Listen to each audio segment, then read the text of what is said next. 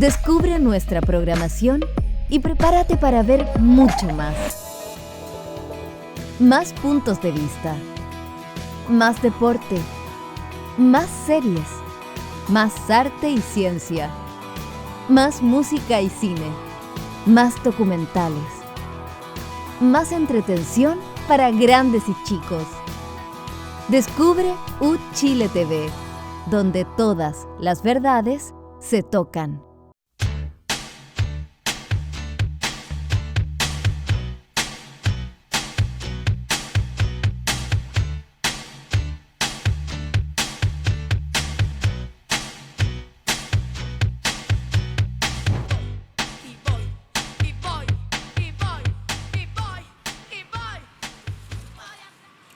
Es ley infecunda transformar pueblos y no tomar en cuenta a las mujeres.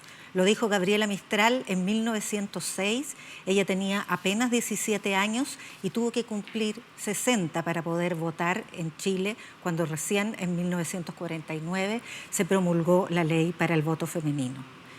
Así empezamos Descabelladas. Buenas noches, bienvenidos, bienvenidas. Hemos querido empezar con Gabriela Mistral porque hace 80 años exactamente ella recibió el Premio Nobel de Literatura y es nuestro tributo, además justamente en una fecha especial, el Día Internacional de los Derechos Humanos. Todas queríamos ser reina y son reinas mis compañeras.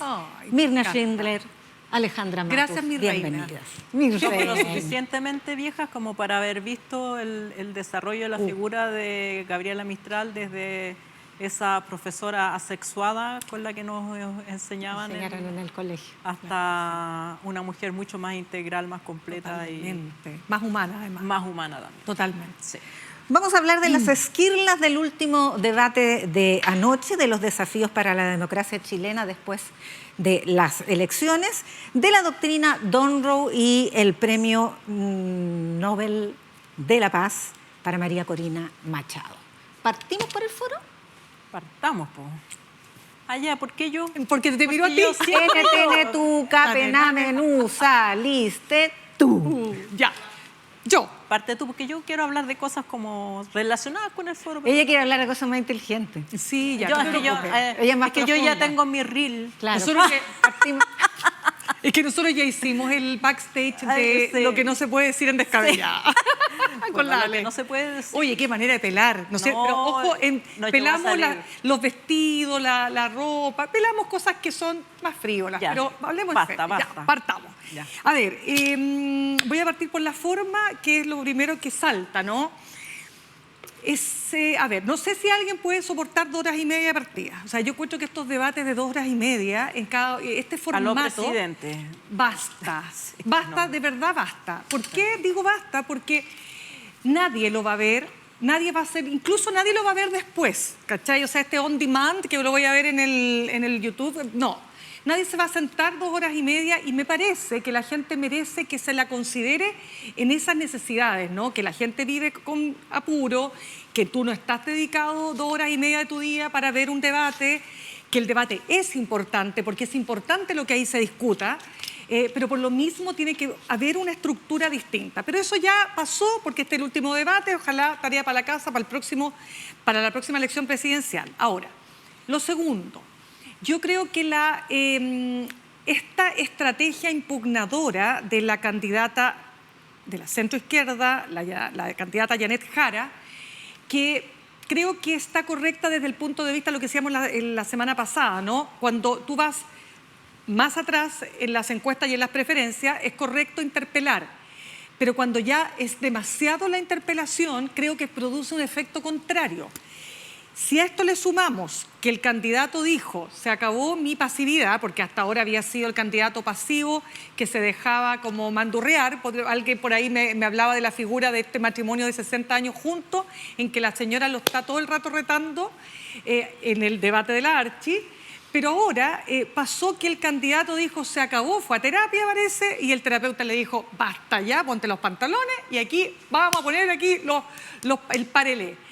Entonces, ¿qué es lo que termina ocurriendo? Termina ocurriendo una situación que llega a un punto en que se vuelve muy difícil de sobrellevar. Y a uno que le gusta la política, está bien, ya te molesta, Imaginémonos el ciudadano común y corriente que va pasando, ya escuchando y dice, no, sabéis que esta cuestión no se escucha nada, este es un diálogo de sordos, y al final hablar uno encima del otro, terminamos en un debate donde las ideas y donde las propuestas pasaron absolutamente a último plano, según mi punto de vista. Sí, me parece que hubo un exceso de interpelación. Parece que el modelo era así, que se interpelaran, pero también me parece que faltó conducción, porque a veces cuando tú estás en la conversación no sabes cómo se está escuchando y me parece que al finalmente les digo ya ordénense, pero ya había pasado la mitad del debate. De todas maneras, me parece que hubo puntos a favor y en contra de cada candidato. Janet Jara fue muy sólida en sus presentaciones de datos y cosas, y Kass, iba a decir Kais, y Kass bueno, pero anda por ahí. muy impreciso, con datos absolutamente, así como que los inventaba sobre la marcha. Y creo que eso habla mal de su preparación, porque ya el primer debate uno puede decir, bueno, a lo mejor lo pillaron volando bajo, pero el segundo debate, como si bien dijo menos depende, o creo que lo dijo una vez o dos, sí tuvo unas caídas muy feas en términos de números, que yo me imagino si hubiera sido Janet Jara que dijera una desproporción tal como el número de muertos, o sea, a las mujeres siempre les cobran los errores los números, y los hombres como que, pobrecito, bueno, se equivocó, cualquiera se equivoca. Claro, el del 1.200.000 homicidios. 1.200.000 chilenos, dijo que... Pero al año. Después corrigió y dijo 1.200 millones. millones, ¿En ¿sí? serio? Yo le escuché los 1.200, no le escuché los millones. Ya. Millones, sí, pero en cualquier caso también dijo chilenos. Y no solo los homicidios, no son solo de chilenos. Claro. Entonces, esta idea de generar este pánico de que matan a un chileno cada 8 horas, que no corresponde, digamos, la cifra, se equivocó en eso, en todos los números, toda la manera en que los presentó se equivocó. Y yo creo que ahí el error a él le juega a favor, porque igual deja la sensación en la audiencia de que hay una cantidad de homicidios insostenible, y la corrección, como viene después y es tardía, llega en un momento inoportuno, o no lo suficientemente claro, me parece a mí. Yo diría que, como resumen, el debate fue súper tenso esta vez. Este traslape en el segundo round fue, en que se hablaban sordamente el uno al otro, y los que menos escuchábamos eran los telespectadores, fue realmente patético. Ahora, los llamados tan insistentes a cálmate, tranquilízate, también fueron majaderos, me parece que se sobreactuó. Ya la vez anterior logró un equilibrio precario en el foro de Archie, esta vez se pasó porque lo insistió. 3 veces está bien, 6 veces es demasiado. Así como el meme del depende en el foro de Archie se lo ganó Kass, hoy día, anoche, el meme de... el cálmate se lo está ganando Jara. Si yo fuera republicana ya lo habría hecho, creo que no lo han hecho. Ahora, Kass fue muy eficiente en poner a Jara en el lugar de la continuidad versus el cambio. Jara es buena para los foros y es muy eficiente en toda su argumentación. Si el problema para ella es que el mejor para los votos es Kass, es malo para los foros. A ver, ¿qué tuvo bueno Jara? Yo diría que ella no se equivoca. Más allá de la majadería, y un error grande me parece que fue la alusión a la tentativa golpista en la que habría incurrido María Corina Machado, no porque sea falso, sino porque no lo puedes decir un día antes de que ella reciba el Premio Nobel de la Paz, con todo el mundo dándole un tributo por las violaciones a los derechos humanos que sufre el pueblo venezolano y el éxodo que ha sufrido el pueblo venezolano. Más allá de lo que ella representa y de la estrategia que haya desplegado, es el rostro de la oposición. Supo Jara capitalizar muy bien los errores de Kass. Me parece que en eso ella es muy aguda en, a ver, ¿y eso? ¿Y por qué? Y tranquilízate, pero fue aguda en detectar el error en el tiempo preciso. Fue aguda también en recalcar tanto la incapacidad de diálogo que suele tener Republicanos y José Antonio Kast en particular. Ella hizo alusión a la historia, a los 16 años como diputado, la actitud de rechazo a todos los proyectos y consensos por parte de republicanos en la última legislatura, etcétera. Eso lo logró instalarlo. Y también logró instalar la falta de seriedad al hacer ver cada uno de los errores. Kast se mandó 4 falsedades o errores, no sabemos cuál de las cuales. Una a las 40 horas, que dijo que no estaban en su programa, y sí están en uno de los planes derivados de su programa, pero eso ya es hilar muy quitárselas fino. a las pymes. Que es Claro que- suprimir las 40 horas, dice textual eso, suprimir la gradualidad hasta que la jornada laboral llegue a 40 horas. Lo segundo es la cifra de homicidios, que ya la comentamos. Y lo tercero, el número de ingresos de migrantes, también se los disparó y no es el dato que él dio. Y tercero, no sé si se acuerdan que dio el dato de las plazas disponibles en la cárcel del Maule, que también es mentira. Que también era falso, claro. Claro. Entonces... Claro, pero por lo menos algunos números o se los atajó Janet Jara o se los atajó la periodista, estuvo muy bien, Carola Urrejola, sobre la marcha, revisar lo que decía el programa, porque el programa lo habían cambiado, modificado, pero al final sí encontró la frase donde decía suspender las 40 horas para las pymes. Pero el tema de la cárcel no se pudo aclarar hasta el día siguiente. Por eso digo yo que como estrategia a él le corre a favor tirar cifras, aunque sean las falsas. las mentiras corren más rápido porque, que claro, las verdades. porque la corrección viene más lenta. después, ya es más lenta. Yo también creo que fue un traspié, no sé si periodístico, pero fue un traspié del panel preguntarle a Janet Jara por el TAC, afirmando que lo había pagado recién cuando lo pagó en 2020, y ahí están las pruebas, ya están Se cayó la colega. se cayó la colega, y creo que si vas a hacer eso tienes que hacerlo con los dos.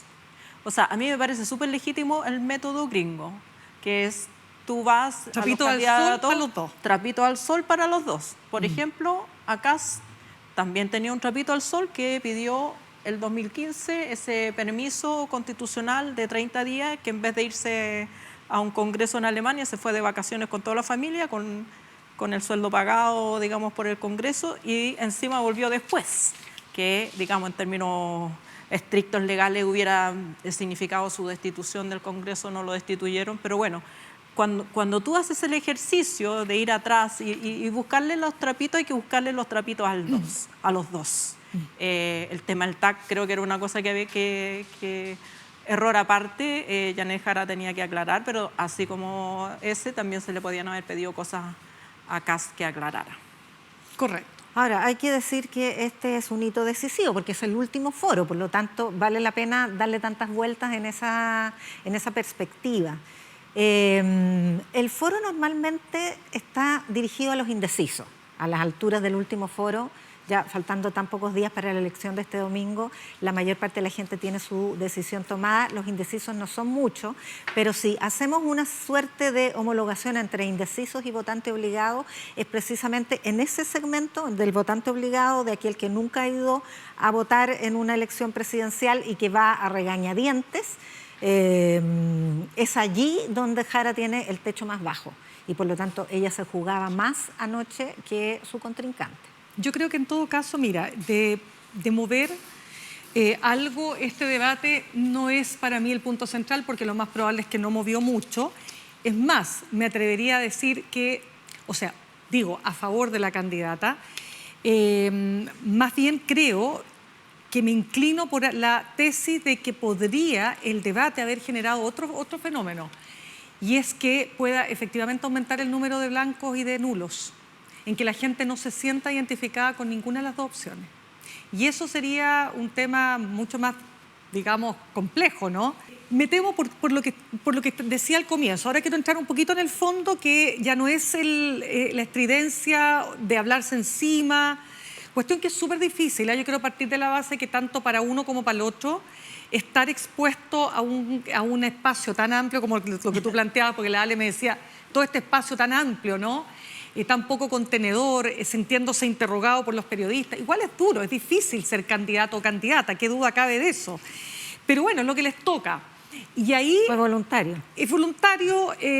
Sí, pero es yo lo creo que pensando en el elector también hay formatos donde, o sea, a mí me parece que está bien, es parte del periodismo inquisidor, hacer las preguntas que hay que hacer, pero también tiene que haber un espacio donde los candidatos se sientan cómodos y puedan desarrollar mejor lo que quieren hacer, y eso no ocurre. Eso no ocurre.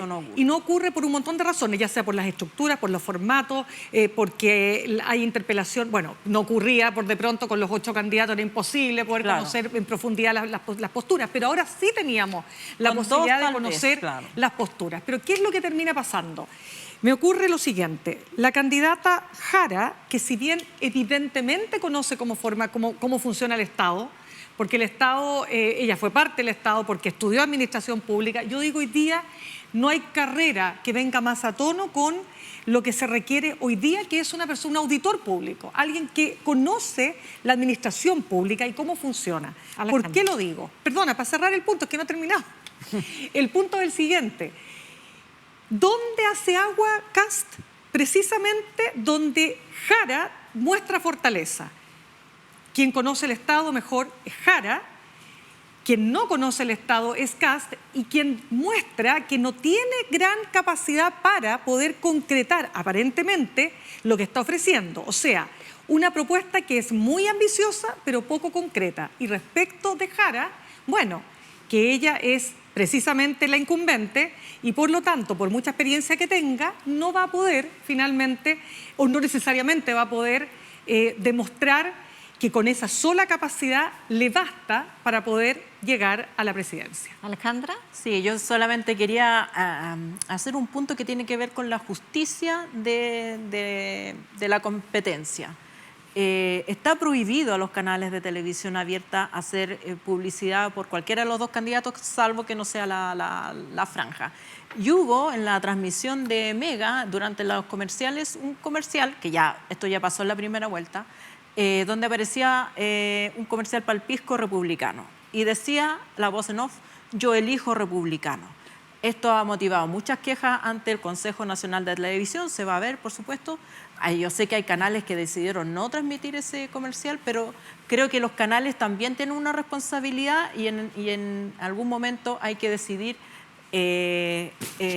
por política editorial y por justicia respecto a los candidatos, que si yo estoy transmitiendo un debate no voy a, aunque sea subliminalmente, estar transmitiendo un comercial que llame a votar o que se parezca que está llamando a votar por uno de los candidatos. De acuerdo, quería llevarlas, queridas colegas, a conversar acerca de los desafíos para la democracia que tiene la elección de este domingo.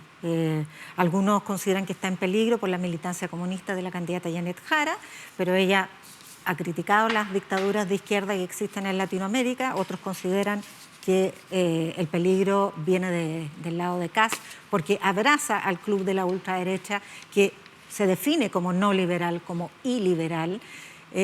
¿Cómo lo ven ustedes? A ver, yo creo que es cierto que los peligros, o sea, que el que canta los peligros anticipadamente se puede equivocar, porque uno puede decir, no, esta persona va a hacer tal cosa y al final no la hace, y queda la persona exagerada. Ha habido un debate entre intelectuales e influencers, pero lo cierto es que nadie lo sabe. Nadie sabe si en el caso que gane Kast o Jara, que es menos probable porque es una coalición ya conocida en el gobierno, lo que no conocemos es Kast. Pero yo creo que lo que dice Carter es más parecido a lo que va a pasar. Rodolfo Carter. Claro. El ex alcalde. Exacto. Que él dice, no todo lo que vamos a hacer lo vamos a decir, porque sería malo para la campaña.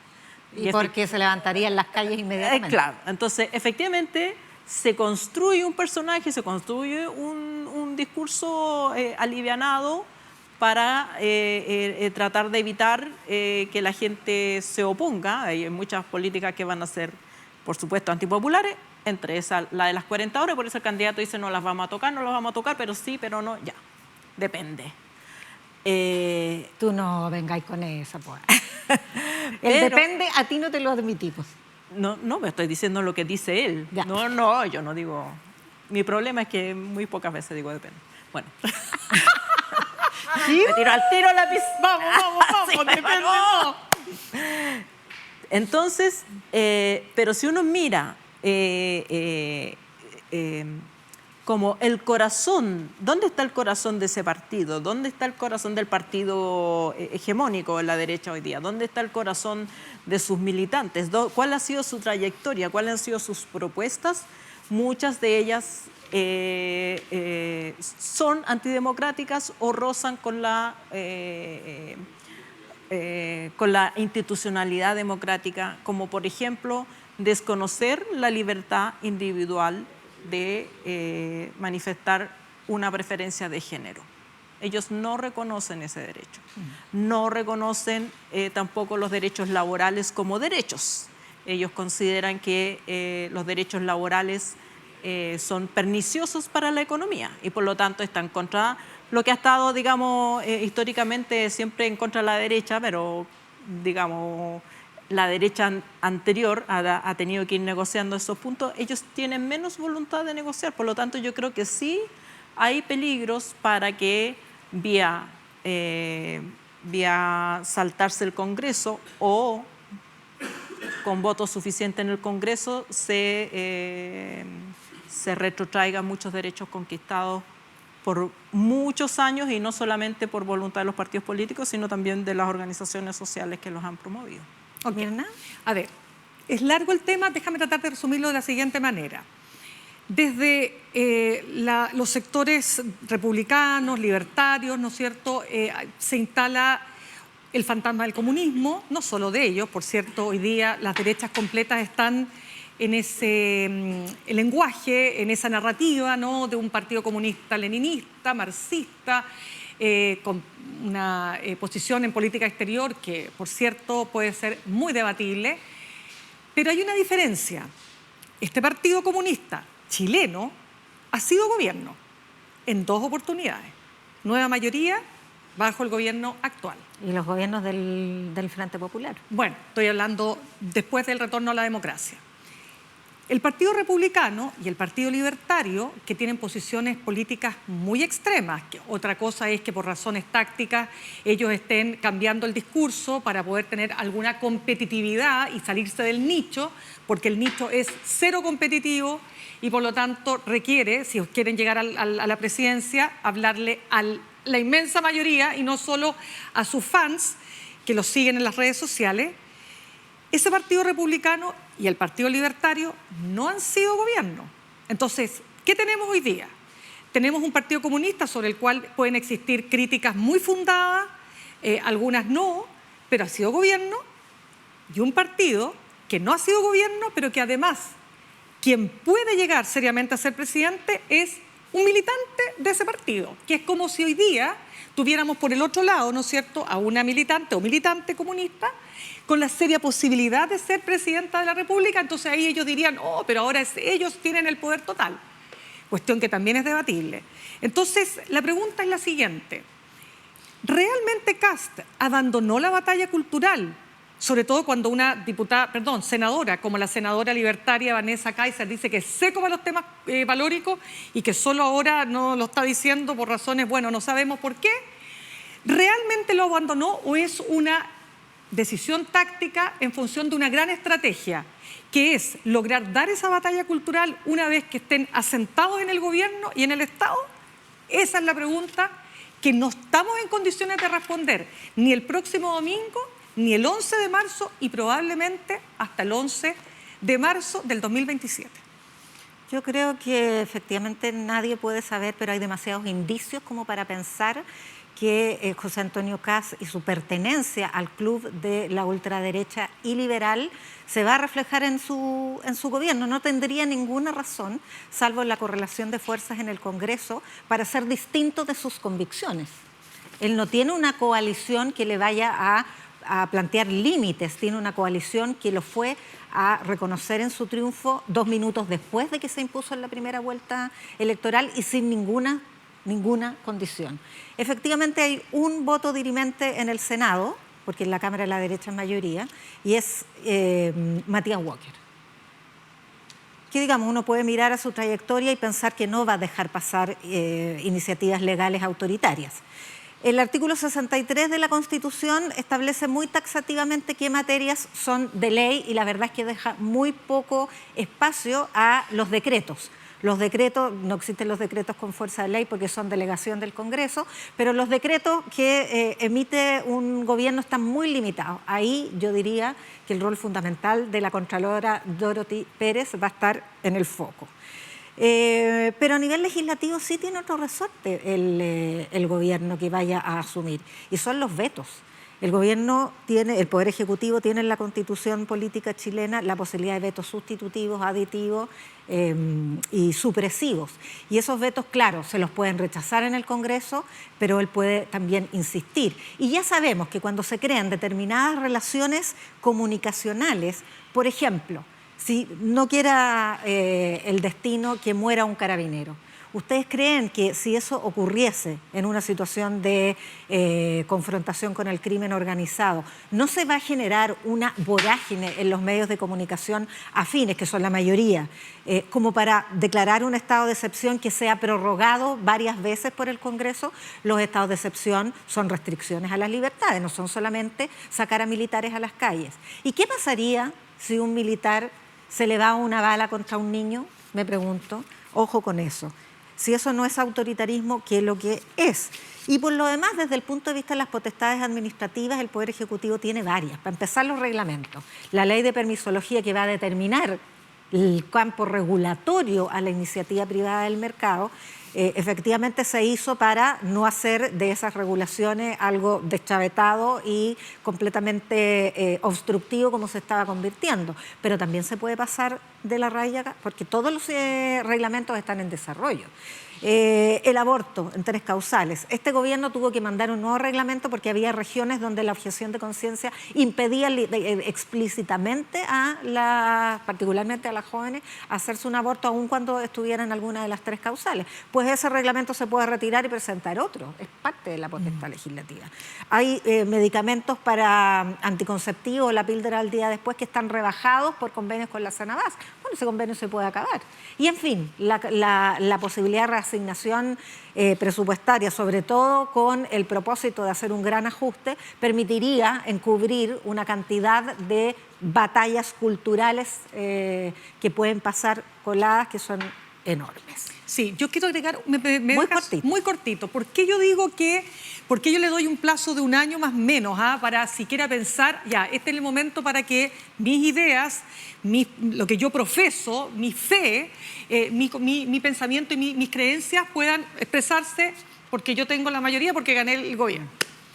Porque va a estar tan preocupado, si gana Kast este domingo, de poder darle a la ciudadanía en parte, devolverle en parte las expectativas que ha alimentado de tal manera durante no solo los primeros 100 días, durante todos los primeros 365 días de iniciado su gobierno, para decir qué va a hacer con los 330.000 migrantes irregulares, que ya ha cambiado 3-4 veces de posición, para qué va a hacer con la parte de la megatoma de San Antonio, ¿no es cierto? Que recordemos que este gobierno decide expropiar y él dice sí, pero ese terreno, si se expropia, no va a ser para los mismos pobladores. ¿Qué va a hacer con todos esos pobladores? Estamos hablando más de 5.000.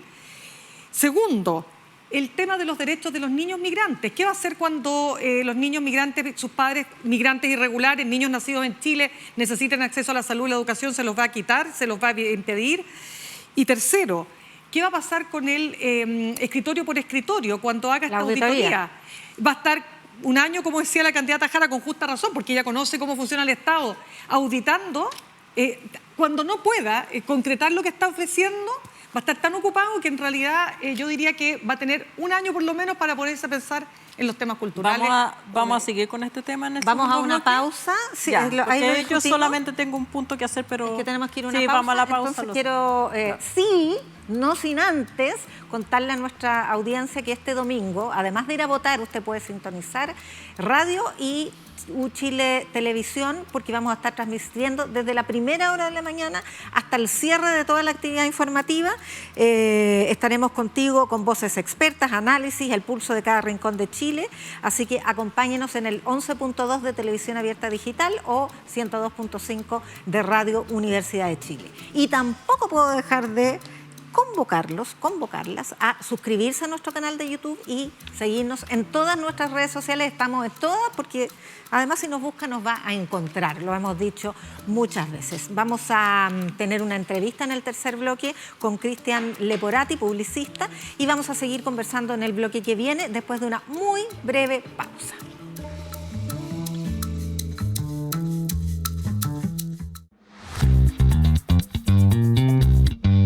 Tomé la cámara de la familia y me empecé a acercar más a la fotografía. Hacemos una especie de rechazo a esas narrativas que ya están muy definidas. Y sobre todo poder inventar otros modos de hacer, ¿no? Y lo que más cercano tenía era la dictadura. O sea, nosotros somos herederos de esa época. Jamás me imaginé dirigiendo películas, la verdad, no tuve esa fantasía, digamos. Sentía que era algo como el cuerpo obrero, como de la gente trabajadora, que no hay tiempo de lazo. Hay un eco del cine en la vida. Yo hago cine porque yo amo ver películas. Que era un momento en que estaban todos grabando.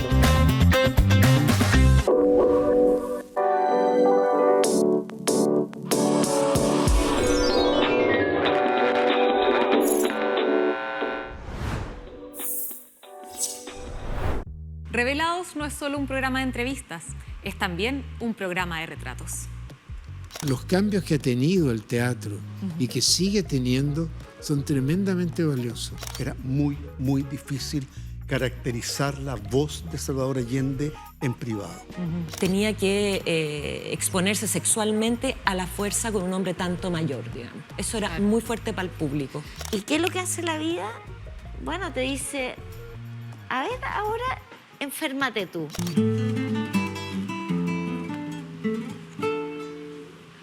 Melodías de esa época. Que se me ocurrió en la micro Nuestros invitados nos traen sus fotografías más preciadas. A través de ellas recorremos sus biografías y sus obras. Han venido muchos al programa y vamos por más. Y alguien dijo alguna vez que el que no tiene un retrato es como que no hubiera existido.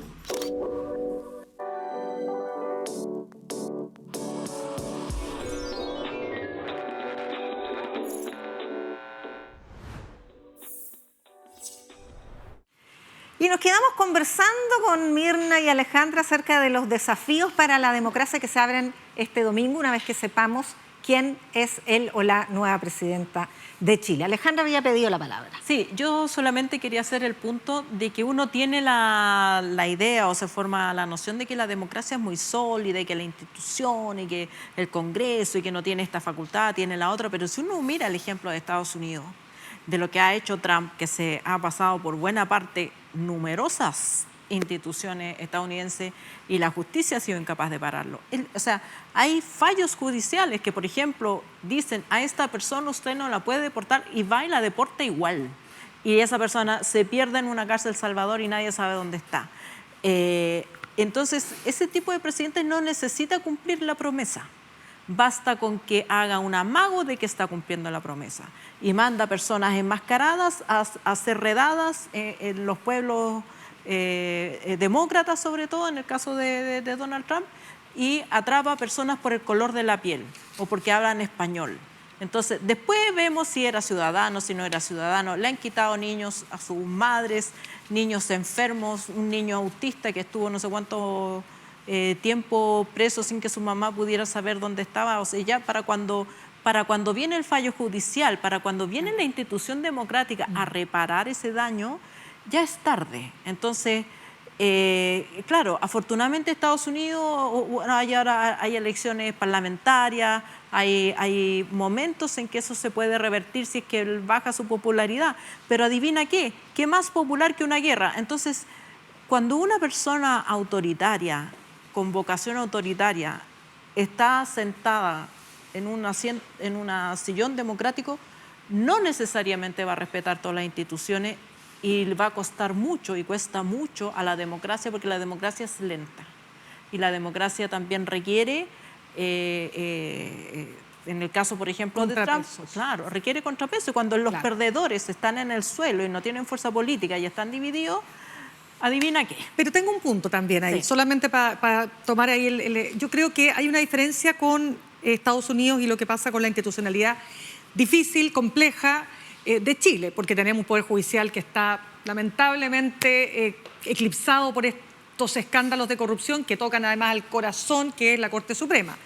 Pero no tenemos una Corte Suprema que uno podría decir afín completamente al, no sé, a un solo sector político, completa, como es el caso de Trump, que le ha permitido precisamente eso, actuar de manera impune. Total, dice la Corte Suprema, a mi favor. Y tenemos un Congreso, que va a ser el próximo Congreso del próximo gobierno, donde ninguno de los que gane tiene mayoría absoluta. Entonces, ese es otro contrapeso. Pero a diferencia de Estados Unidos, Chile es un país presidencialista, donde el Congreso tiene menos... Lo sé. Sí. No sé si les alcanza. A propósito de las diferenciaciones y similitudes con Estados Unidos, quiero invitarlas a conversar acerca del documento Nueva Doctrina de Seguridad Nacional difundida por Trump, que es la doctrina Monroe con el corolario Donald Trump, o sea, la doctrina Monroe, eso lo ponemos nosotros. Y la paradoja de que eso significa que una flota con el portaaviones más grande del mundo está presionando al pueblo venezolano y su gobierno desde el mar del Caribe, mientras la líder de la oposición colombiana está recibiendo el Premio Nobel de la Paz. No lo pudo recibir directamente ella, sino que su hija. Pero son dos situaciones, una bélica y otra pacífica, muy paradojales. Mirna.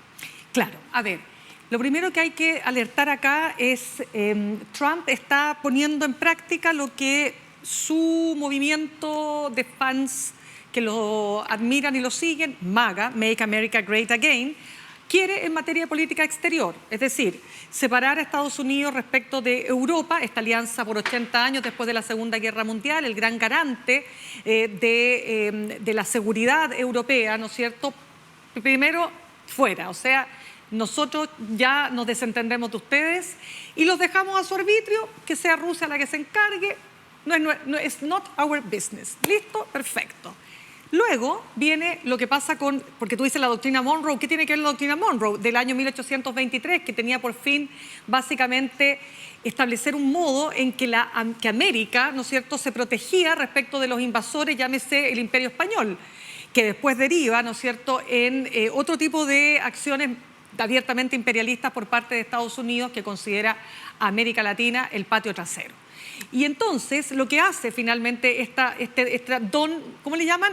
Monroe es... Monroe. Exacto. América Latina, aquí, cuidadito chino, porque ustedes que se quieren pasar de listo, no pues.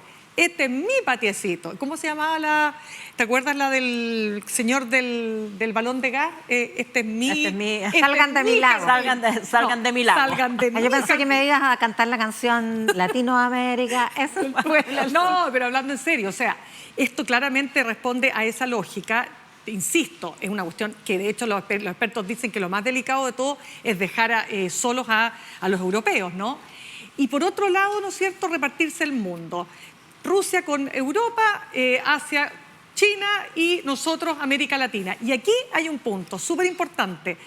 Estados Unidos interviniendo abiertamente en procesos eleccionarios. Donald Trump, ¿para qué hablar? Honduras, que dicho sea paso, creo que todavía no termina de contar los votos. Cuestión que nos parece insólito, pero pasa, esas cosas pasan en otras partes del mundo, que no crean, tenemos un gran sistema electoral y que duda cabe, aquí al otro lado, interviniendo en la elección de Argentina legislativa, ¿no es cierto? Abiertamente, o votan por este señor, o votan por el partido de Milei, o no hay plata. Entonces, eso es parte, esa es la lógica que hay detrás.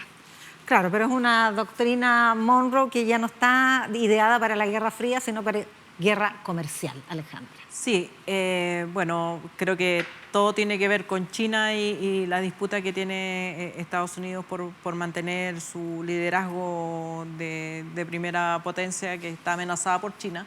Pero lo delicado es que es la concesión que puede hacer el resto del mundo respecto de reconocerle a Estados Unidos que América Latina es su patio trasero.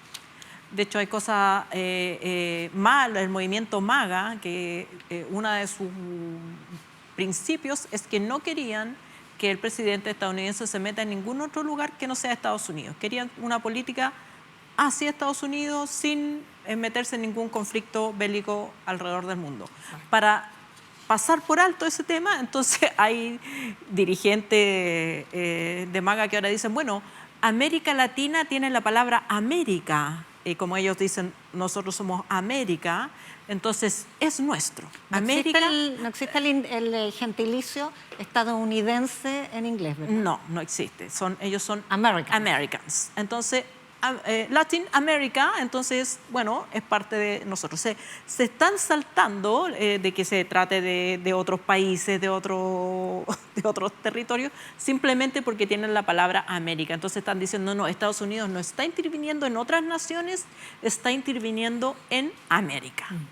Y han sido bastante descarados en decir que de Venezuela les interesa el petróleo y que Estados Unidos tiene todo el legítimo derecho de ir a Venezuela a buscar petróleo. Y Trump, que al principio no quería meterse en ninguna guerra, ahora ha visto cómo le rinde tener a todo Estados Unidos preocupado de si va a invadir, si no va a invadir, si hubo crimen de guerra o no hubo crimen de guerra, porque todavía no suelta. El 19 de diciembre tiene que soltar los archivos Epstein. Y te afirmo, hoy día pongo mi plata en apostar a que va a ser algún tipo de intervención antes del 19. Pero totalmente. No vale, ¿qué vale tu apuesta si no tenéis plata? Pero 10 lucas. No, $1. Pero, Oye, yo quiero leerles 10 lucas, pero más vale, porque como no tengo, apuesto. Quiero leerles un párrafo del documento de seguridad nacional difundido el viernes, como para resumir, porque es el párrafo, yo diría, más elocuente. Dice, queremos un hemisferio que permanezca libre de incursiones extranjeras hostiles o de la propiedad de activos importantes, de quién está hablando, y que apoye las cadenas de suministro críticas, tierras raras, y queremos garantizar nuestro acceso continuo a ubicaciones estratégicas clave. En otras palabras, afirmaremos y haremos cumplir un corolario Trump a la doctrina Monroe.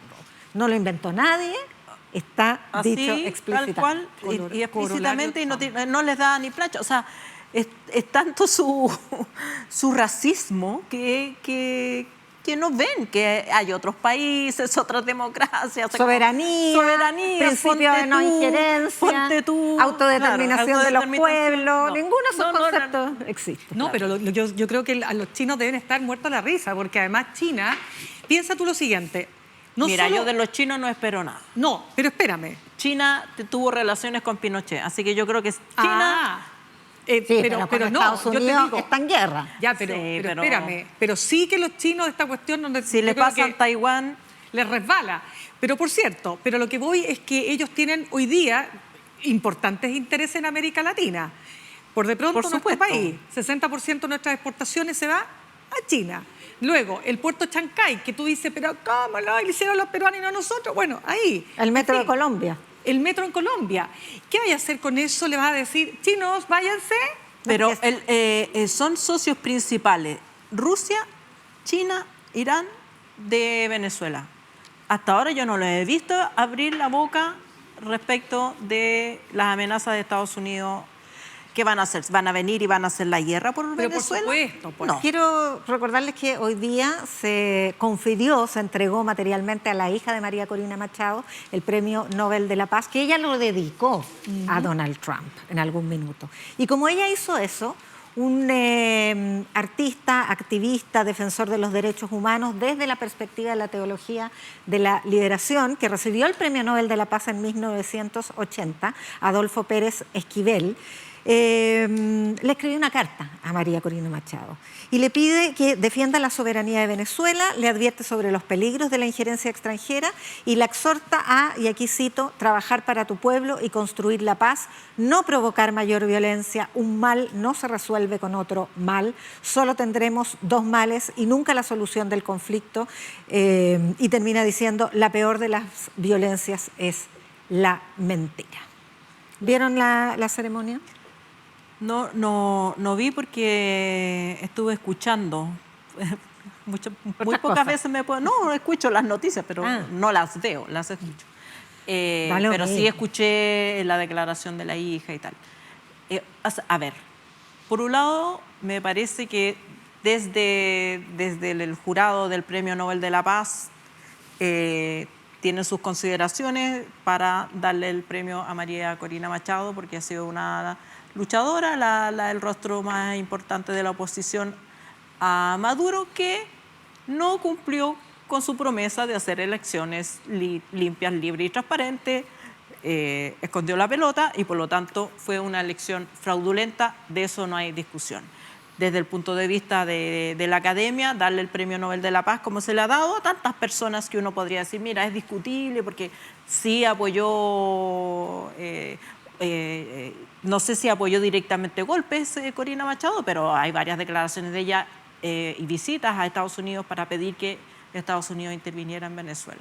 Se le puede discutir eso, pero una vez que ya la academia decide darle el premio y se lo da por su lucha por la democracia y porque las elecciones se respeten, me parece muy bien. Pero de ahí a usar ese premio o esa lucha democrática como una excusa para la intervención militar, me parece que se pasan muchísimos pueblos y que es un problema que nos debiera preocupar a todos en Latinoamérica, a todos, porque el día de mañana no le gusta al gobierno de Chile, como no le gustó en su momento, no le gustó el gobierno de Perú, no le gustó el gobierno de Venezuela, y una vez que interviene Estados Unidos, ya lo hizo, una vez que intervinió Brasil, Bolivia, después Chile, Argentina, Perú. En los 70 había dictaduras todas alimentadas con el mismo discurso en casi todo Latinoamérica por los intereses americanos. Entonces, si Estados Unidos se mete a Venezuela y parece que no hay ninguna potencia que quiera impedirlo o que esté, digamos, dispuesta a arriesgar una guerra en defensa de Venezuela, bueno, estamos todos en riesgo. Claro, es que es muy conveniente tener este paralelo entre darle el Premio Nobel de la Paz a María Corina Machado, líder de la oposición, y tener toda esta flota, insisto, con el portaaviones más grande del mundo al frente de Venezuela. Hay tiempos que se alinean como las constelaciones. Entonces, claro, más encima está el deadline que indica Alejandra respecto de los archivos Epstein, que marcan un momento de tensión que se puede prolongar por muy pocos días. Sí, mira, yo quiero entrar en la figura de Corina Machado, que hoy día veía el momento de la ceremonia, su hija, la fotografía, la madre, y yo entiendo que era la mamá la que estaba ahí, que era muy parecida. La hija. No, pero por la que recibe el premio es la hija, pero en el público estaba la mamá. Sí. ¿Qué es lo que pasa? Que, a ver, yo entiendo que para una parte de la izquierda, hablemoslo, déjame sumar socialdemocracia, izquierda socialdemócrata, izquierda no socialdemócrata. La figura les cuesta. ¿Por qué les cuesta? Porque en la imagen, en el imaginario de la izquierda, al que le violan los derechos humanos no es a alguien de derecha. Estoy pensando en una cuestión súper intuitiva de guata.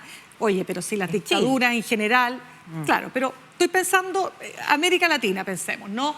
Gobiernos dictatoriales, militares, golpes de Estado, los 60, los 70, los 80, en fin. Estamos hablando de dictaduras militares de corte de derecha, extrema o fascista, con características, ¿no es cierto?, de totalitarias, ¿verdad?, y que han violado gravemente los derechos humanos. Entonces, se instala.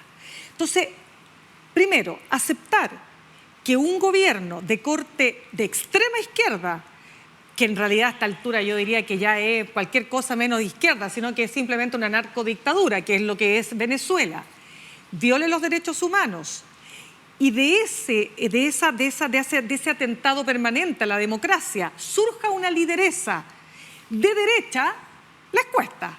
Y yo lo entiendo, lo comprendo, pero creo que ahí, de nuevo, nos quedamos encerrados en nuestras lógicas miopes, ideológicas, ¿no?, cuando los derechos humanos son universales y se pueden violar desde tanto los izquierdistas como que llegan al poder y tienen el poder total, como la derecha que llega al poder y tiene el poder total. Y eso es lo que ha pasado en este caso. Entonces creo que la figura de ella, obviamente no es Sor Teresa de los Andes, Si nadie le da el premio Nobel, tal vez Mandela podría ser, ¿no es cierto?, un ejemplo de un ícono, pero tampoco sabemos, porque todos los seres humanos tenemos luces y sombras. Pero ella hoy día es la depositaria, es la figura emblemática de la oposición venezolana. Y es quien ha recibido este premio Nobel de la Paz. Ella es la que la Academia Noruega consideró que era la persona que merecía este premio. Y en esta ceremonia le dice, ¿no es cierto?, en su discurso, el momento más impactante es cuando Jørgen Vatne Fritnes, que es el jefe del Comité del Nobel, dice: Maduro acepte los resultados y renuncie. Y es así, porque hoy día el péndulo de la violación a los derechos humanos está ahí, en ese sector o en parte, porque no es solo los sectores que hoy día son parte de la oposición, también es el propio pueblo que se ha visto afectado. Eso es lo que yo creo que está como de base. Alejandra. ¿Estamos? No, es que lo que digo, por eso te digo, porque lo que yo veía hoy día, yo decía, ya, pero está su hija que se siente mal, que se siente afectada, una madre que no alcanza a llegar al premio.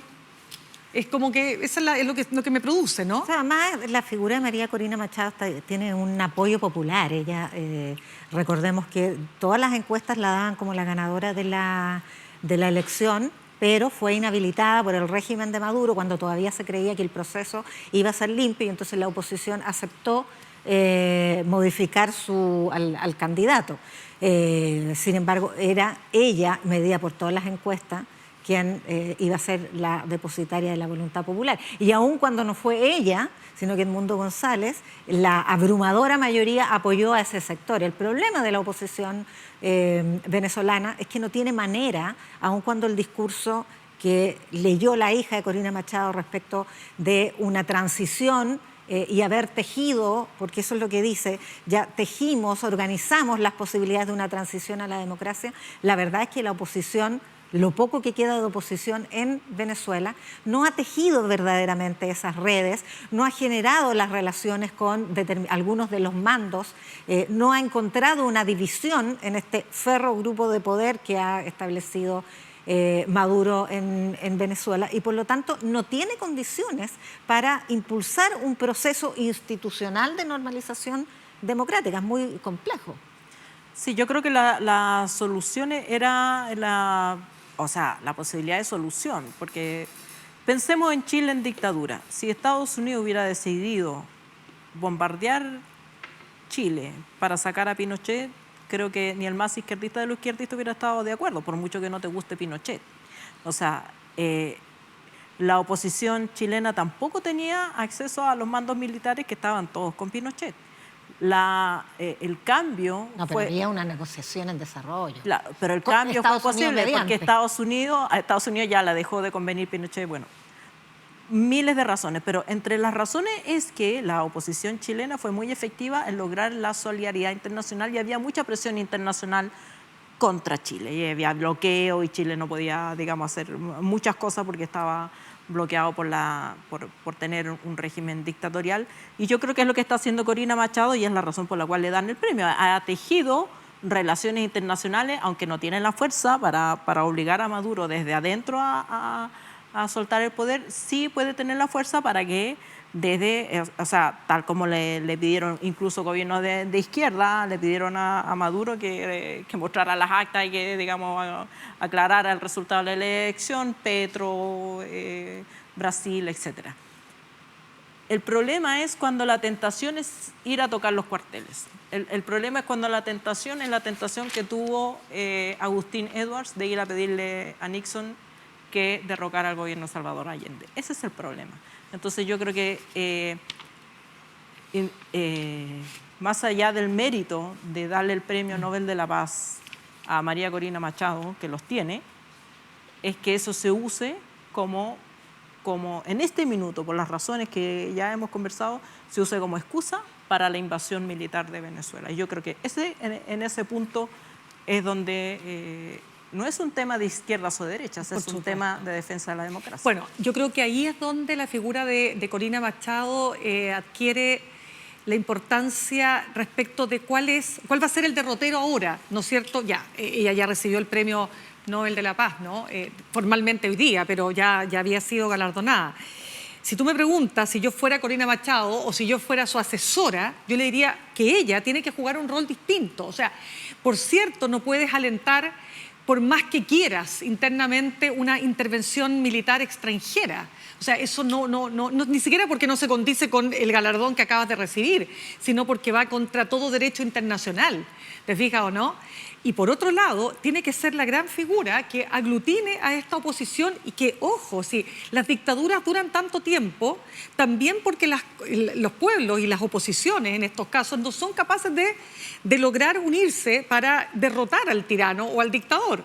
Recordemos lo que pasó en nuestro propio país, o sea, un amplio arco que iba desde el PC, si bien el PC no era parte del Acuerdo Nacional, lo que tú quieras, porque fue excluido, por las razones que sean, no vamos a discutir eso ahora, pero era desde el PC hasta las fuerzas socialdemócratas, terminando en la democracia cristiana, las que hicieron una gran alianza para derrotar al dictador. Entonces, eso no ha ocurrido en Venezuela. Entonces, eso ha fortalecido, por supuesto, la dictadura de Maduro, más si sumamos Fuerzas Armadas corruptas, 20.000 generales, un país que tiene más generales que tropas, y que tienen toda la posibilidad, ¿no es cierto?, de ser corrompidas o por el acceso que tienen a... Bueno, y por el tema del petróleo y la supuesta vinculación con el cartel de los soles, ¿no? Que esa es la gran acusación que existe sobre Maduro, que sería como el líder del cartel de los soles. Es difícil, por cierto que es, pero las dictaduras no se eternizan porque sí. Se eternizan también en parte porque los pueblos no son capaces de derrotar a los tiranos. Que es fuerte lo que uno dice, pero nosotros ya tuvimos una experiencia parecida, por eso lo digo. En Chile existía la Asamblea de la Civilidad, la Asamblea Nacional por la Democracia, había una presencia de los movimientos sociales, la FECH, el CONFECH, la CUT, que tenían representación en la base social. Totalmente. Y que estaban articulados con movimientos sociales y partidos políticos en una oposición organizada que supo articular un proceso de transición, llamar a elecciones libres y presionar, junto con Estados Unidos, absolutamente de acuerdo, eso es innegable, pero sin esa base social interna y sin esos partidos políticos adentro no se habría podido establecer. Habría sido una salida, digamos, no transicional. Pero ¿estás de acuerdo conmigo? Perdona. Absolutamente. No, en el sentido de que las dictaduras no se eternizan solo porque son tan poderosas y porque tienen tantas armas y tienen a las Fuerzas Armadas a su favor. O sea, ha habido resistencia, bueno, sin más lejos ya, la Segunda Guerra Mundial, Hitler, Mussolini, pero en fin. tienes Corea del Norte. Pero, por ejemplo, claro, pero hay algo ahí también, ¿te fijas o no? Que es más complejo. Sí. Bueno, quiero invitarlas a un breve descanso, muy breve, porque a la vuelta tenemos al académico de Comunicación Política y Gubernamental de la Universidad Diego Portales, magíster en Antropología y Urbana y Humanidades Públicas, Diego Leporati. Cristian Leporati. No, Diego. ¿Por qué Diego? Vas a llamar a Diego, no lo sabía. No, Cristian. Le vamos a preguntar Cristian Diego. Es su segundo nombre. Ustedes no saben. Vamos a Cristian Leporati. Es la chapa, como estamos hablando de dictadura. Eso. Exacto. A la vuelta de un corte, volvemos enseguida.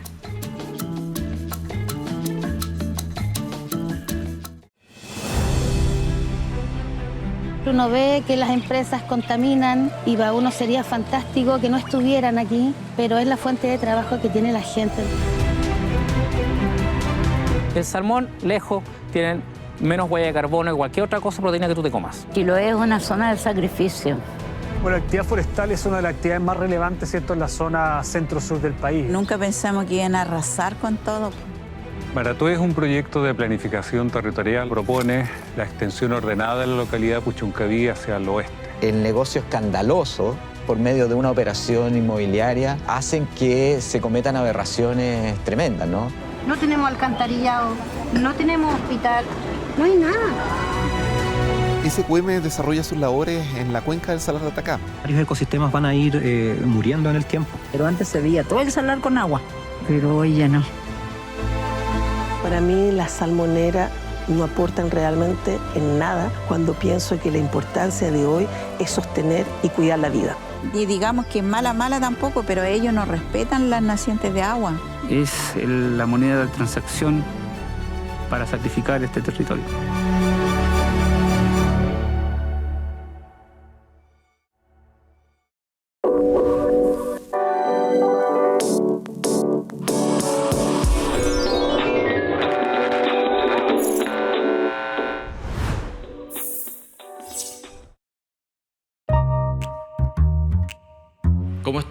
nombre es Felipe Blanco, soy el conductor del programa Dominio Público, un espacio donde el pasado no es nostalgia, sino que es pura vigencia.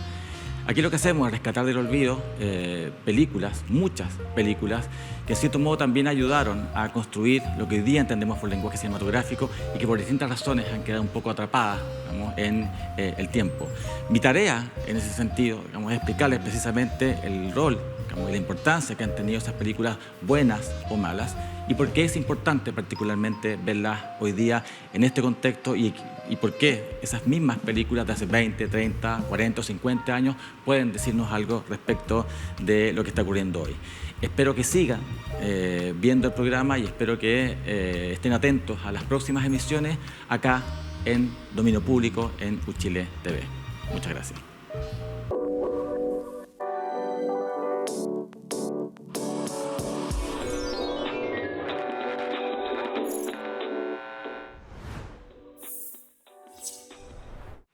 Y estamos de vuelta en Descabelladas para seguir conversando acerca de la actualidad política, pero ahora nos acompaña Cristian Leporati. Bienvenido, Cristian. No, gracias por la invitación. Académico de Comunicación Política Gubernamental de la Universidad Diego Portales. Exacto. Y magíster en Antropología Urbana y Humanidades, además de publicista. Sí. Gracias por acompañarnos, Cristian. Dinos todo, no calles nada acerca del foro. Oye, cuidado, ten cuidado porque es cosa seria. No, tranquilo por las piedras. Partamos una mirada general, de ahí te vamos preguntando. Ya. ¿Cómo viste el foro de Anatel anoche? En verdad me aburrí como ostra, encontré muy fome, no era un debate en verdad, era una lucha de egos ahí, de imponer algo, sin lograr grandes lecturas en realidad, fue como un empate técnico, pero más que nada mucha confusión, o sea, en verdad, si uno se queda, porque finalmente los debates son como relatos, y lo que uno le queda en la guata, en la cabeza, las sensaciones, es lo que importa finalmente. Es como cuando uno ve un spot político, un spot comercial, lo que te deja.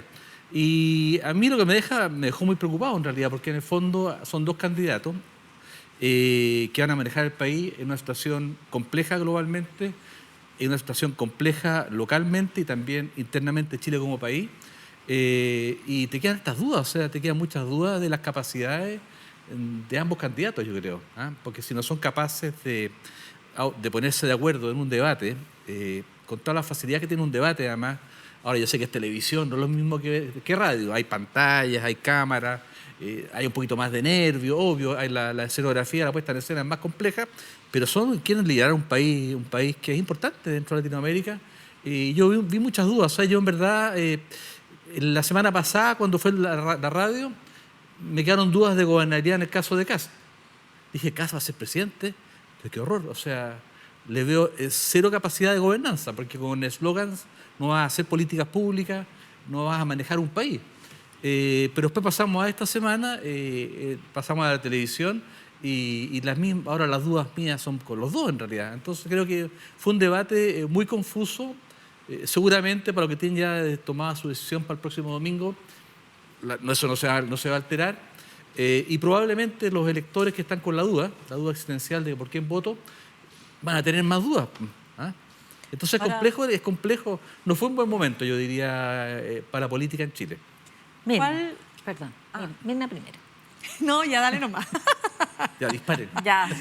¿Cuál es ya explicaste cuáles son las dudas que te dejaba Kast desde el primer debate. ¿Qué duda te quedó ayer con Janet Jara? A ver, la duda de Janet Jara es una duda que viene desde siempre, desde el comienzo, digamos, no de la primera vuelta, de la primaria de la izquierda, sino de lo que viene después. Es la duda de no hay una identidad clara. Y la identidad que se fue formando en el camino, que la candidata y su comando fue armando en el camino de esta candidata del progresismo, fue una identidad que se fue esencialmente construyendo en función de las encuestas y particularmente del escenario que la oposición le fue rayando. O sea, la cancha la rayó la oposición y en ese contexto el comando y la candidata al rostro político empieza a ir navegando en estas aguas turbias, muy polarizadas, muy bipolares en realidad.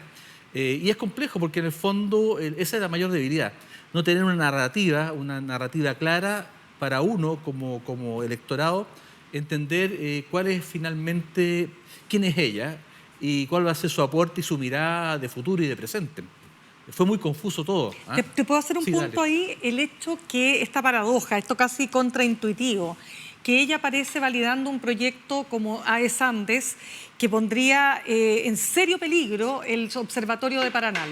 Y que en el fondo toda la comunidad astronómica mundial está alertando de que este proyecto de hidrógeno verde va a generar tal nivel de contaminación lumínica que se acabaron los cielos prístinos de esa zona del país fundamental para la investigación. Y resulta que ella dice, no, yo voy a apoyar el proyecto de hidrógeno verde. Claro. Y Kast dice, no, yo voy a cuidar los cielos.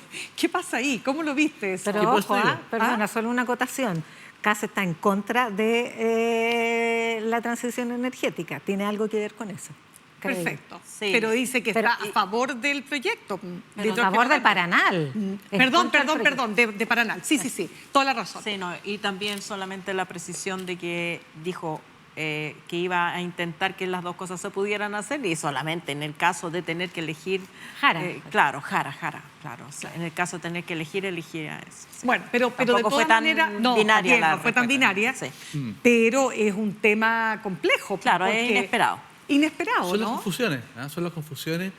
Cuando hay una crisis en la política, como en Chile los últimos 15 años, una crisis existencial importante de la política, porque eso es lo que es una crisis del ser, de quién soy yo y cómo me presento frente a una sociedad cambiante. Claro, empiezan a pasar esos cambios de roles, porque siempre, hasta la Guerra Fría era súper claro, estaban los buenos y los malos eran de esta forma y los malos eran de esta otra, y viceversa, pero estaba muy clara la película.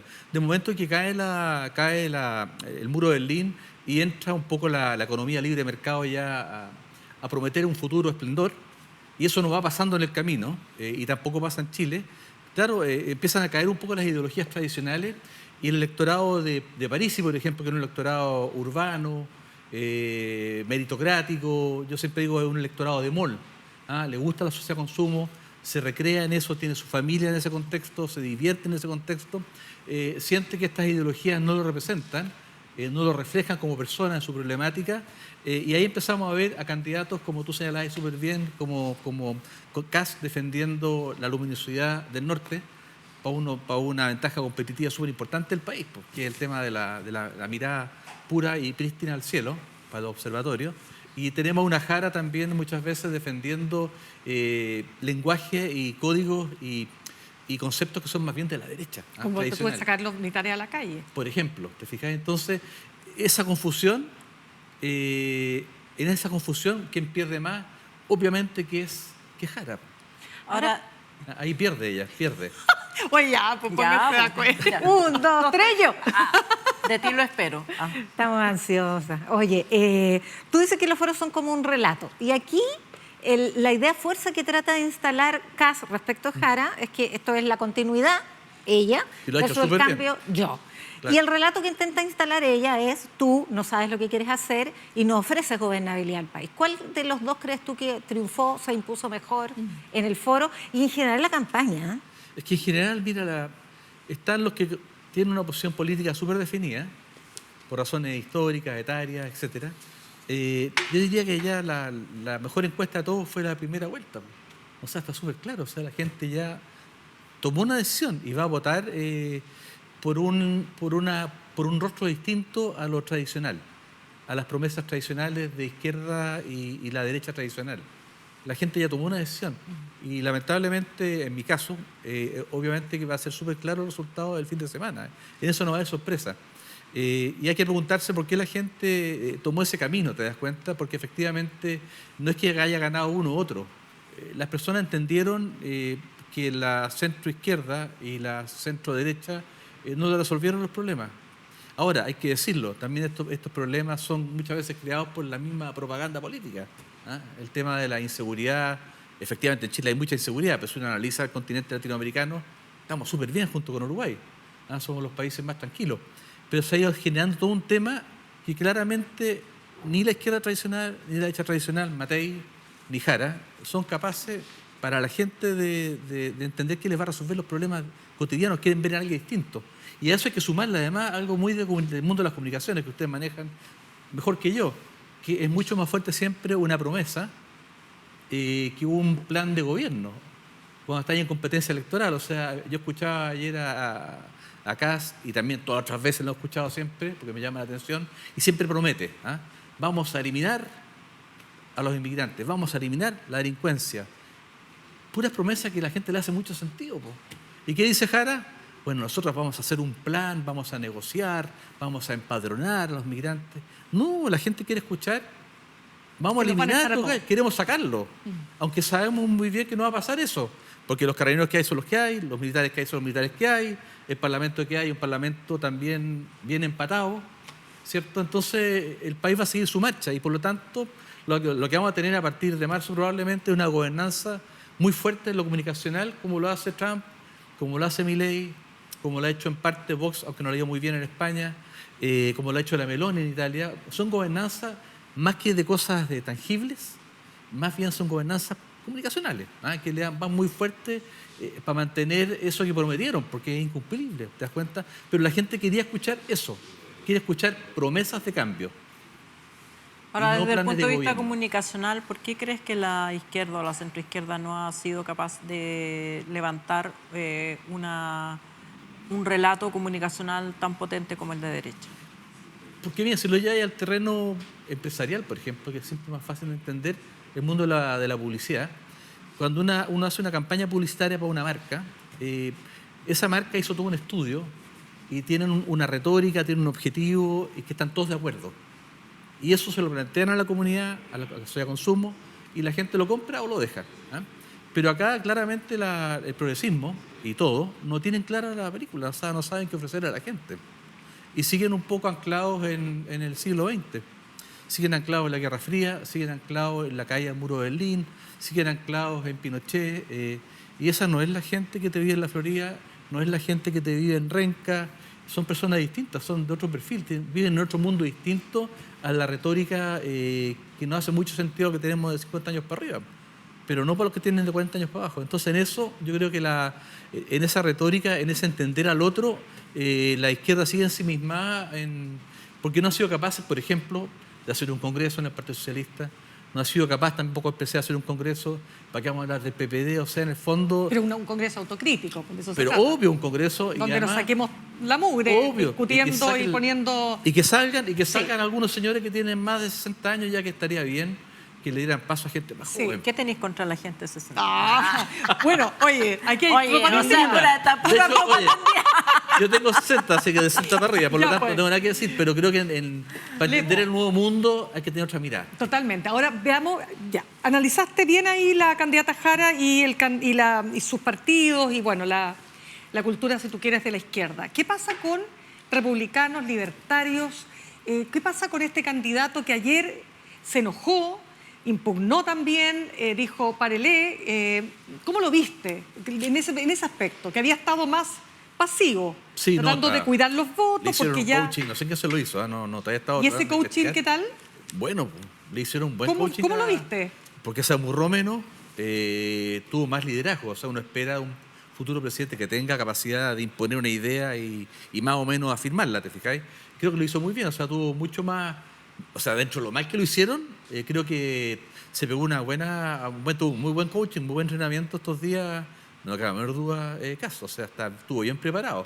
No se descontroló mucho, de acuerdo. Fue capaz de plantear ideas, que después, claro, 1.200.000 muertos en un año, bueno, está bien, es parte de la atención probablemente, pero se vio bastante mejor que la otra vez. Ya, pero ¿cómo lo ves en temas, por ejemplo, como la migración, que ayer sacó una tercera derivada? Sí. Y es que ahora los migrantes irregulares que vayan a pedir cualquier cosa a los servicios públicos no van a ser atendidos. No, claro. ¿Qué pasa ahí? Porque ya es como... Es que, ¿sabes lo que pasa? Te lo pregunto, ¿cómo lo ves tú ahí respecto de su perfilamiento como futuro jefe de Estado? A ver, es que el tema... A ver, ser jefe de Estado, creo que eso Boric lo hizo muy bien, entendió que ser jefe de Estado es tener liderazgo, y liderazgo político. Ser capaz de navegar en aguas turbias y ser capaz de imponer algo, pero con sentido para la gente. Eso es un liderazgo, que te impone algo con un sentido que al resto lo entienden, lo captan, lo internalizan.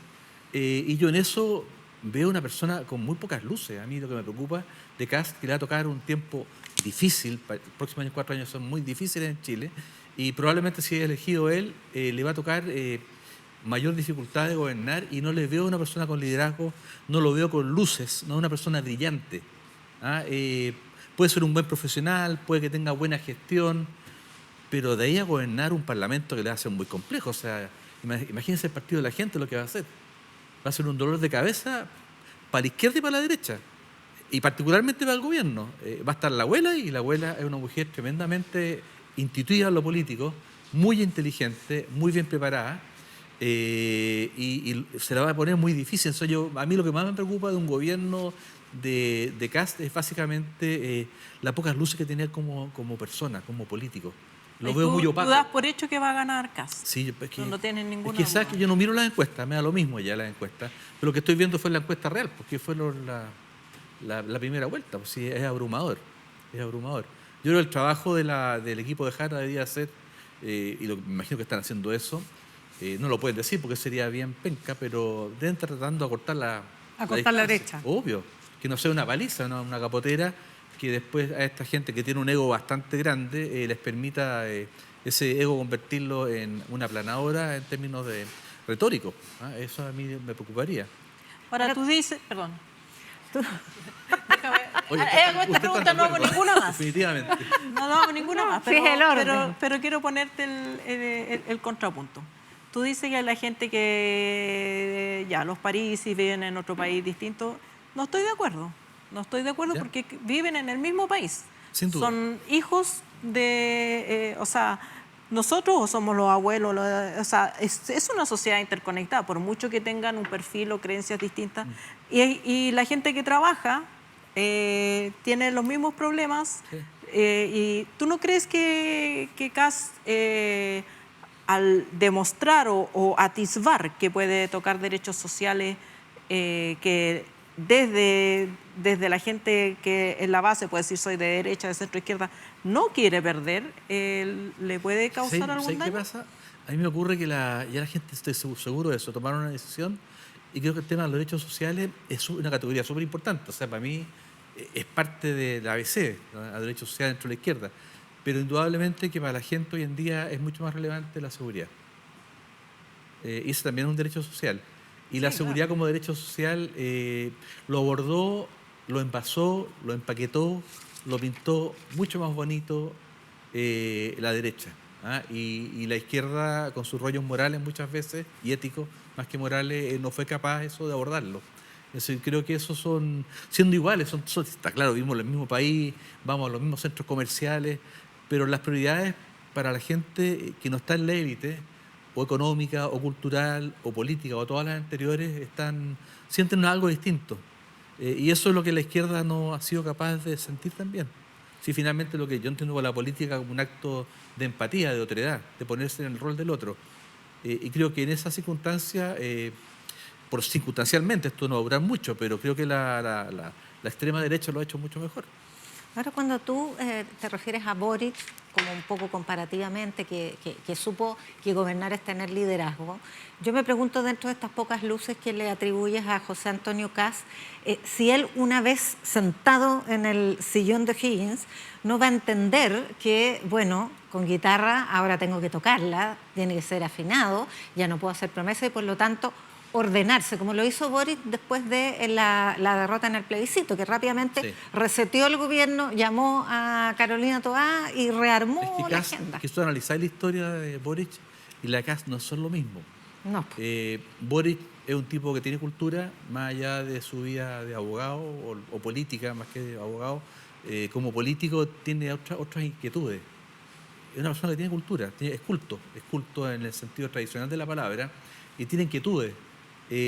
Generalmente mi experiencia, menos con personas que yo he conocido que son más opacas, es que normalmente la persona que es opaca, cuando está en el poder, en vez de delegar o asumir un liderazgo, se encierra y se endurece. Generalmente las personas que son intelectualmente poco brillantes tienden a ser más duros, mucho más duros. Mi temor es que, yo insisto en eso, pero es una intuición, puedo estar totalmente equivocado y mil disculpas para el candidato Kast si fuera así. Pero mi intuición es que una persona que no es de luces, y Chile requiere de alguien con luces, ahora, y no en 5 años más. lo que está pasando en Venezuela, lo que va a pasar con Trump en el futuro próximo, lo que está pasando en Europa con Rusia y con Ucrania, son cosas súper graves.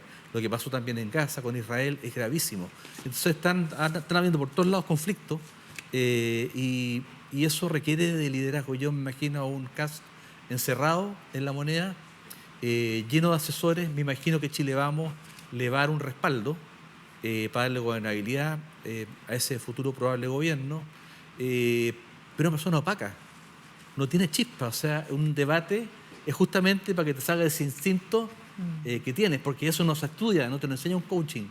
Eso te sale en el momento, dices, aquí está, me tiro. Y no lo pensáis tampoco, lo dices. Y eso no lo tiene, no lo he visto. Yo he escuchado todos los debates en radio, las entrevistas, y no es un tipo brillante.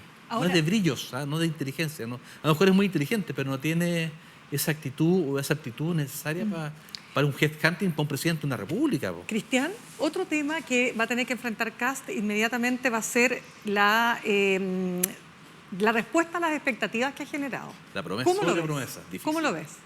Yo insisto en el punto. Yo empecé a estudiar a Bolsonaro, empecé a estudiar a Argentina, que es súper cercano, y también he mirado un poco Italia por cercanía familiar, y todos coinciden, también Trump, ¿para qué hablar? Todos coinciden en que el discurso, la gobernanza es virtual, es gobernanza comunicacional, no una gobernanza de política pública sólida. Muchos van a ir en la palabra, tienen medios de comunicación que en general los van a ayudar mucho en eso. Yo tengo certeza que los primeros estudios que salgan al cabo de 2 o 3 meses van a demostrar que la percepción ciudadana respecto de la delincuencia en Chile va a bajar, no me queda para la menor duda, sin haber hecho nada, porque en 3 meses no podía hacer mucho. ¿Por qué que va a pasar eso? Porque en el fondo va a venir esa gobernanza comunicacional, va a haber apoyo de los medios, creo que en general, y va a hacer que la sensación de las personas, de los ciudadanos comunes y corrientes... eso que se llama percepción. Claro, las percepciones vayan mejorando. Aunque después se venga al mundo. Pero perdona, ¿tú crees que se puede venir el mundo encima? Ya, pero tú dices que los noticieros no van a partir con la encerrona, el portonazo... yo te apuesto lo que quieras, que van a empezar a disminuir esa... o sea, se van a mantener, pero creo que el orden de prioridad va a cambiar. Estoy seguro de eso. La agenda pública. Ahora, la sobrepromesa, que tu pregunta es re buena, y esto lo he pensado mucho, la sobrepromesa es feroz, porque el comando y Kast en particular lleva prometiendo esto hace más de una década. Sí. Cristian Leporati, publicista académico de la Universidad Diego Portales, 1.000.000 de gracias por acompañarnos hoy día. Uy, ya se terminó, qué rápido. Se acabó. Y a nuestros auditores y auditoras, no se olviden que el domingo vamos a hacer una transmisión conjunta con Radio Universidad de Chile, aquí en UChile TV, acerca de las elecciones. Todo el día nos puede escuchar análisis, conversaciones, seguimiento en terreno, etcétera. Muchas gracias, Alejandra. Gracias, querida. Muchas gracias, Mirna. Y nos reencontramos el próximo miércoles a las 10 de la noche, como siempre, en UChile TV. Buenas noches.